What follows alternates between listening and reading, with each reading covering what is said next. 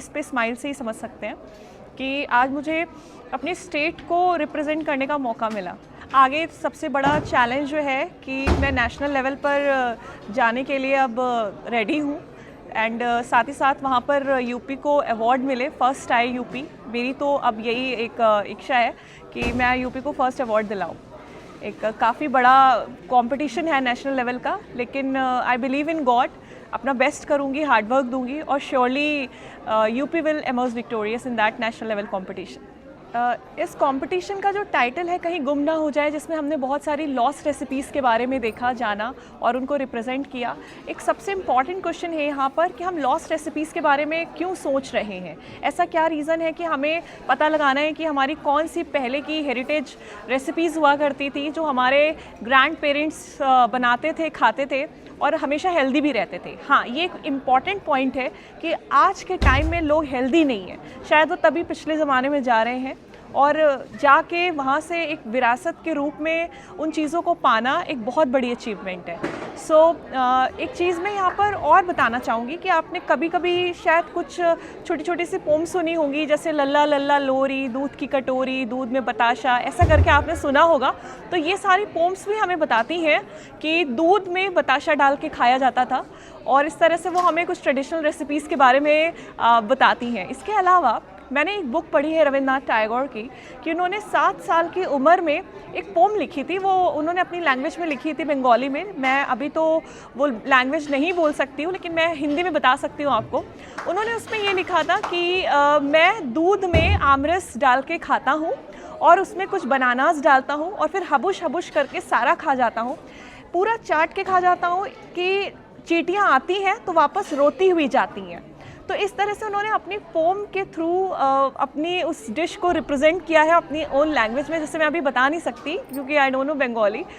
सो इस तरीके से हम छोटी छोटी कविताएं सुनते हैं और सोचते हैं बस ये एंटरटेनमेंट के लिए है, ऐसा नहीं है। इसके अलावा आपने बहुत सी बुक्स भी पढ़ी होंगी, बहुत सी कहानियाँ सुनी होंगी और आप उन्हें यूं ही चले जाने देते हैं। जैसे आपने एक चीज़ सुनी होगी, चंदू के चाचा ने चंदू की चाची को चांदी के चम्मच से चांदनी चौक में चटनी चटाई। ये आपने बहुत सुना होगा। अब आपके लिए एक फ़न है ये, बट इसके पीछे भी एक स्टोरी है कि ये जो चांदनी चौक है और ये जो चांदी का चम्मच है और चंदू के जो चाचा हैं उनकी क्या कनेक्टिविटी है। ये तीनों ही आपस में एक रेसिपी से जुड़े हुए हैं। इससे पहले मैं आपको एक बात बताती हूँ कि आयना अकबर, जो कि हमारे अबू फजल जी ने लिखी है आई थिंक, उन्होंने अपनी इस बुक में ये बताया है कि उस टाइम के जो मुग़ल कालीन एम्परर्स होते थे वो अपना फूड क्या लेते थे, कैसे बनाते थे उन रेसिपीज़ को।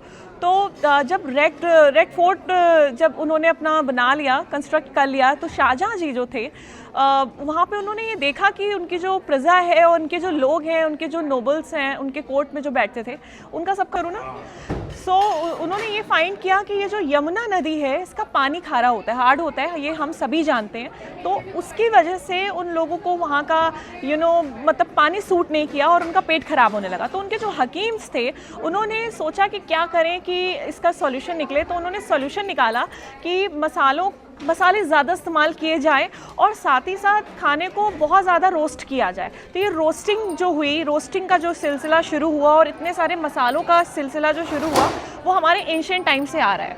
सो मैं लखनऊ से बिलोंग करती हूँ, जो कि नवाबों का शहर है, नवाबों की सिटी है। तो मुझे ये सारी चीज़ें पढ़ने का भी इस कंपटीशन के थ्रू मौका मिला and I got a lot of information. तो इस तरीके से जो छोटी छोटी कहानियाँ थी उनके पीछे भी कुछ रेसिपीज़ होती थी, कुछ पुराने नुस्खे होते थे जो हम सब हमेशा इग्नोर करते हैं।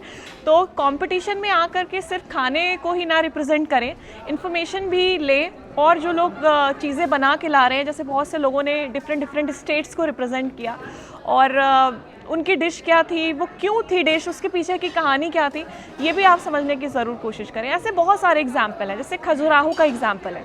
अगर आप वहाँ की स्कल्पचर्स देखें, वहाँ के पिक्चर्स देखें, तो आपको पता चलेगा कि वहाँ खजूर के पेड़ बहुत होते थे, ठीक है। और आप पिक्चर्स में देखेंगे कि खजूर के पेड़ से कुछ टपक रहा है, कुछ टैप हो रहा है एंड लोग उसे पी रहे हैं। तो ये सारी चीज़ें हमारी रेसिपीज़ से जुड़ी हुई हैं।